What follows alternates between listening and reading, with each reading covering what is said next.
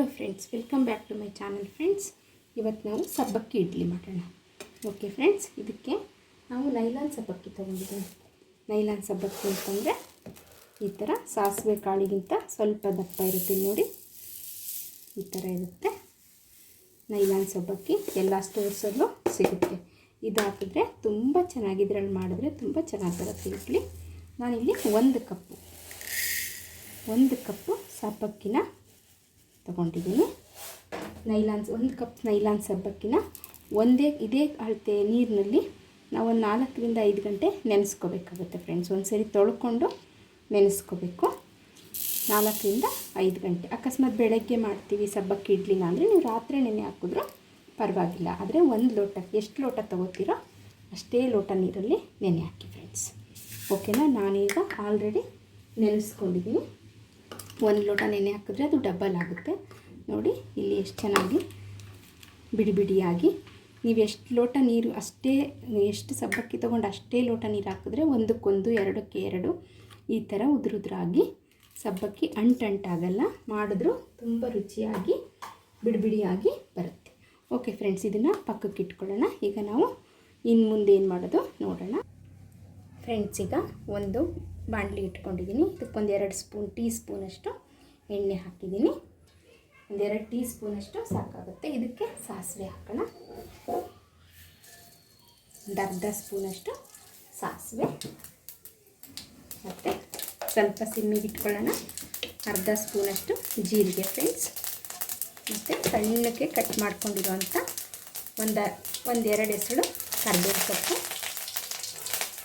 ಮತ್ತು ಸಣ್ಣಕ್ಕೆ ಕಟ್ ಮಾಡ್ಕೊಂಡಿರೋ ಈರುಳ್ಳಿ, ಒಂದು ಸ್ವಲ್ಪ ಪುಟ್ಟದೊಂದು ಈರುಳ್ಳಿ ತೊಗೊಂಡಿದ್ದೀನಿ ಫ್ರೆಂಡ್ಸ್.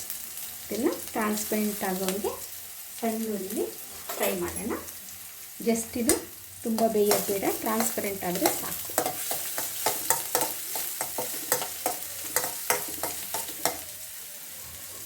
ಫ್ರೆಂಡ್ಸ್, ಇದು ಸ್ವಲ್ಪ ಟ್ರಾನ್ಸ್ಪರೆಂಟ್ ಆಯಿತು.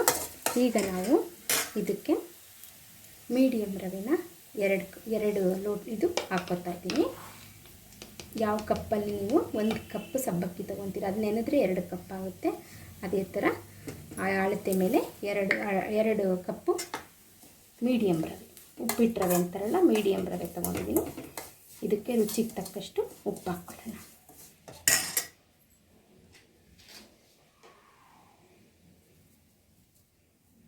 ಇಡ್ಲಿ ಅಲ್ವಾ, ಸ್ವಲ್ಪನೇ ಉಪ್ಪು ಸಾಕಾಗುತ್ತೆ. ಇದನ್ನು ಸಣ್ಣ ಊರಿಗೆ, ಮೀಡಿಯಮ್ ಊರಿಗೆ ಚೆನ್ನಾಗಿ ಫ್ರೈ ಮಾಡಬೇಕು ಫ್ರೆಂಡ್ಸ್. ಎಣ್ಣೆ ಇದೆ, ಇದ್ರ ಜೊತೆ ಈರುಳ್ಳಿನೂ ಫ್ರೈ ಆಗುತ್ತೆ. ಇದೊಂದು ಸ್ವಲ್ಪ ಫ್ರೈ ಆದಂಗೆ ಇದೊಂದು ಸ್ವಲ್ಪ ದಪ್ಪ ಆಗುತ್ತೆ, ಬೆಳುಕಾಗುತ್ತೆ. ಈ ಥರ ಫ್ರೈ ಮಾಡೋದ್ರಿಂದ ನಮ್ಮ ಸಬ್ಬಕ್ಕಿ ಇಡ್ಲಿ ತುಂಬ ಚೆನ್ನಾಗಿ ಬರುತ್ತೆ.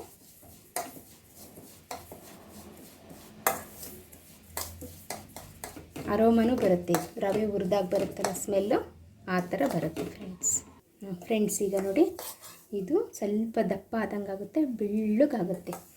ಇಷ್ಟ ಆದರೆ ನಾವು ಇದನ್ನು ಆಫ್ ಮಾಡ್ಕೋಬೇಕು. ಆಫ್ ಮಾಡೋಕ್ಕೆ ಮುಂಚೆ ನಾವು ಇದಕ್ಕೆ ಸ್ವಲ್ಪ ಕೊತ್ತಂಬರಿ ಸೊಪ್ಪು ಮತ್ತು ಸ್ವಲ್ಪ ನಿಮಗಿಷ್ಟ ಇದ್ದರೆ ಸಬ್ಸಿಗೆ ಸೊಪ್ಪು ಹಾಕೊಳ್ಳಿ. ನಾನು ಸ್ವಲ್ಪ ಹಾಕಿದ್ದೀನಿ, ಕೊತ್ತಂಬರಿ ಸೊಪ್ಪನ್ನೇ ಜಾಸ್ತಿ ಹಾಕಿದ್ದೀನಿ. ಇದನ್ನು ಸ್ವಲ್ಪ ಹಿಂಗೆ ಫ್ರೈ ಮಾಡಿಬಿಟ್ಟು ಇದನ್ನು ಆಫ್ ಮಾಡ್ಕೊಂಬಿಡೋಣ. ಓಕೆ ಫ್ರೆಂಡ್ಸ್, ಇದು ಆಯಿತು. ಸ್ವಲ್ಪ ಇದು ಆರಬೇಕು ಫ್ರೆಂಡ್ಸ್. ಈಗ ನಾನು ಈ ಬಾಣಲಿಲಿರೋದನ್ನೆಲ್ಲ ಒಂದು ಸ್ಟೀಲ್ ಕಂಟೈನರಿಗೆ, ಬೌಲಿಗೆ ಟ್ರಾನ್ಸ್ಫರ್ ಮಾಡ್ಕೊತಾ ಇದ್ದೀನಿ. ಏಕೆಂದರೆ ಬಾಣಲಿ ತುಂಬ ಬಿಸಿ ಇರುತ್ತೆ ಅಲ್ವಾ. ನೋಡಿ, ಇದನ್ನ 1 ನಿಮಿಷ, 2 ನಿಮಿಷ ಆರಕ್ಬಿಡೋಣ. ಈ ಥರ ಆಗಿದೆ, ಚೆನ್ನಾಗಿ ಹುರಿದ ಮೇಲೆ ಈ ಥರ ಆಗಿದೆ ಫ್ರೆಂಡ್ಸ್. ಇದಕ್ಕೆ ನಾವು ನೆನೆಸಿರೋಂಥ ಸಬ್ಬಕ್ಕಿ ಹಾಕೋಣ. ನೆನೆಸಿರೋದ್ರಿಂದ ನೀವು ಬೆಳಗ್ಗೆ ಮಾಡಬೇಕು ಅಂದರೆ ರಾತ್ರಿ ನೆನೆಸ್ಕೊಳ್ಳಿ. ಒಂದು 4 to 5 hours ನೆನೆದ್ರೆ ಚೆನ್ನಾಗಿರುತ್ತೆ. ಇದನ್ನು ಚೆನ್ನಾಗಿ ಸಬ್ಬಕ್ಕಿನ ಇದ್ರ ಜೊತೆ ಚೆನ್ನಾಗಿ ಮಿಕ್ಸ್ ಮಾಡ್ಕೊಳ್ಳೋಣ.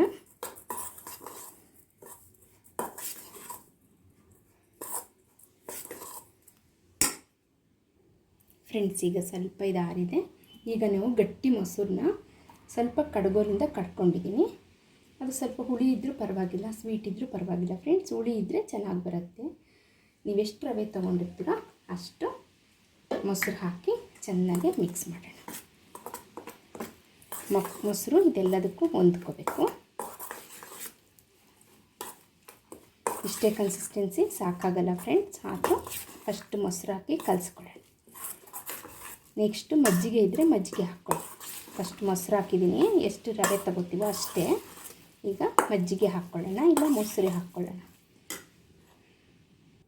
ಇಲ್ಲಿ ಇನ್ನೂ 1/4 ಕಪ್ಪು ನಾನು ಮೊಸರೇ ಹಾಕ್ಕೊಂಡಿದ್ದೀನಿ, ಬೀಟ್ ಮಾಡಿರೋಂಥ ಮೊಸರು. ಇದಕ್ಕೆ ಒಂದು ಅರ್ಧ ಕಪ್ಪು ನೀರು ಹಾಕೋಣ ಫ್ರೆಂಡ್ಸ್. ಯಾಕೆಂದರೆ ಈ ರವೆ ಮೊಸರನ್ನೆಲ್ಲ ಹೀರ್ಕೊಂಡ್ರೆ ಮತ್ತೆ ಗಟ್ಟಿ ಆಗಿಬಿಡತ್ತೆ, ನಮಗೆ ಇಡ್ಲಿ ಕನ್ಸಿಸ್ಟೆನ್ಸಿ ಬರಲ್ಲ. ಅದರಿಂದ ನಾವು ಇದಕ್ಕೆ ಒಂದು ಅರ್ಧ ಕಪ್ಪಷ್ಟು ನೀರು ಹಾಕ್ಕೊಳ್ಳೋಣ.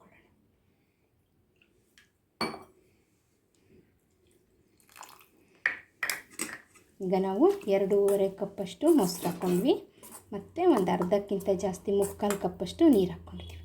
ನೋಡಿ ಈ ಕನ್ಸಿಸ್ಟೆನ್ಸಿ ಬಂದಿದೆ. ಈಗ ಇದನ್ನು ಸ್ವಲ್ಪ ಸೋಡಾ ಹಾಕೋಣ ಇದಕ್ಕೆ ಫ್ರೆಂಡ್ಸ್. ಇಲ್ಲಿ ನಾವು ಜಾಸ್ತಿ ಸೋಡಾ ಹಾಕ್ತೀವಿ ಅಂತ ಬೇಡ, ನೋಡಿ ಇಷ್ಟು, ಒಂದು ಸ್ಪೂನಲ್ಲಿ 1/4 ಸ್ಪೂನಿಗಿಂತ ಕಡಿಮೆ ಸೋಡಾ ಹಾಕೋಣ. ಯಾಕೆಂದರೆ ಇಲ್ಲಿ ಮೊಸರು ಬಳಸಿರೋದ್ರಿಂದ ಈ ಸೋಡಾ ಇಷ್ಟೇ ಹಾಕಿದ್ರೆ ಒಂದು 20 ನಿಮಿಷ ಇಡೋಣ ಫ್ರೆಂಡ್ಸ್. ಇದನ್ನು ಚೆನ್ನಾಗಿ ಮಿಕ್ಸ್ ಮಾಡಿ 20 ನಿಮಿಷ ಇಟ್ಟರೆ ನಮಗಿದು ಫರ್ಮೆಂಟ್ ಆಗುತ್ತೆ.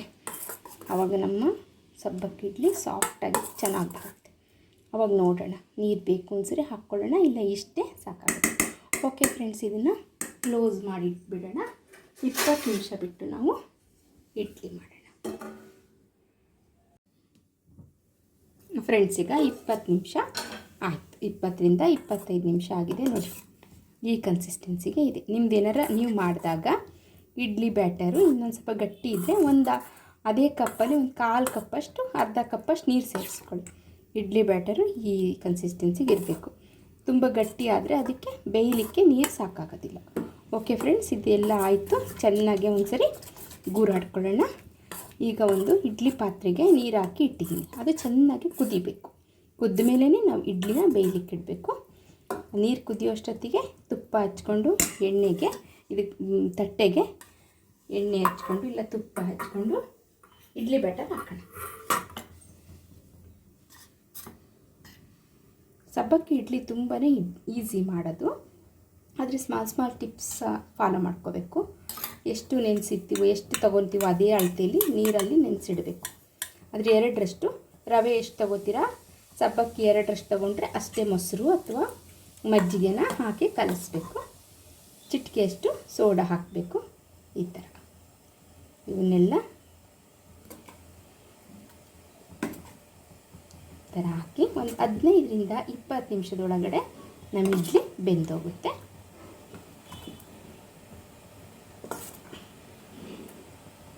ಇದಕ್ಕೊಂದು ಸೂಪರಾಗಿರೋ ಚಟ್ನಿ ರೆಸಿಪಿನ ನಾನು ಇನ್ನೊಂದು ಸರಿ ಹಾಕ್ತೀನಿ. ಕಡಲೆಬೇಳೆ ಚಟ್ನಿ ಇದಕ್ಕೆ ಸಾಕಷ್ಟು ತುಂಬ ಚೆನ್ನಾಗಿರುತ್ತೆ. ನೋಡಿ, ನಿಮಗೆ ಎಷ್ಟು ಬ್ಯಾಟರ್ ಬೇಕೋ ಅಷ್ಟು ಹಾಕ್ಕೊಳ್ಳಿ. ಇಡ್ಲಿ ಮಾತ್ರ ಸೂಪರಾಗಿ ಬರುತ್ತೆ.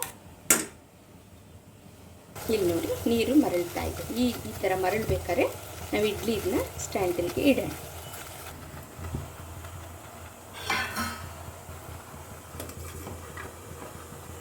ಇದನ್ನು ಬೇಯಿಸೋಣ ಫ್ರೆಂಡ್ಸ್. ಈಗ 15ರಿಂದ 20 ನಿಮಿಷ ಬೆಂದಿದೆ. ಈ ಥರ ತುಂಬ ಚೆನ್ನಾಗಾಗಿದೆ. ಇದೊಂದು 5 ನಿಮಿಷ ಆರಬೇಕು. ಆಮೇಲೆ ಸ್ಪೂನಲ್ಲಿ ನೋಡಿ ಸ್ವಲ್ಪ ಹಿಟ್ಟು ಕಡಿಮೆ ಹಾಕಿ ಮಾಡಿದ್ದೀನಿ, ಕರೆಕ್ಟಾಗಿ ಹಿಟ್ಟು ಹಾಕಿ ಮಾಡಿದ್ದೀನಿ. ಈ ಥರ ಹಾಕಿ ಮಾಡಿದ್ರೆ ಚೆನ್ನಾಗಿರುತ್ತೆ. ಒಂದು 15 ನಿಮಿಷ ಆದರೆ ಇದನ್ನ ರಿಮೂವ್ ಮಾಡೋಣ.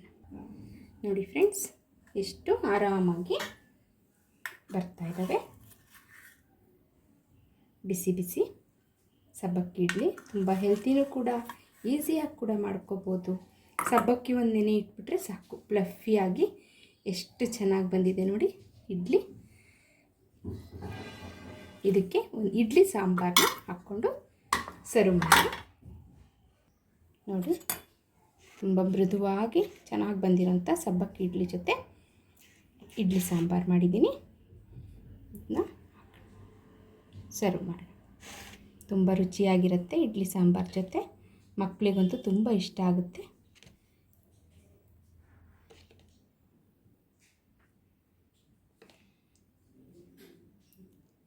ಸೂಪರಾಗಿರೋ ಹೆಲ್ತಿ ಸಬ್ಬಕ್ಕಿ ಇಡ್ಲಿ ಮತ್ತು ಸಾಂಬಾರು. ಓಕೆ ಫ್ರೆಂಡ್ಸ್, ನೀವು ಮಾಡಿ ನೋಡಿ ಹೇಗೆ ಬಂತು ಅಂತ ನನಗೂ ಕಮೆಂಟಲ್ಲಿ ತಿಳಿಸಿ.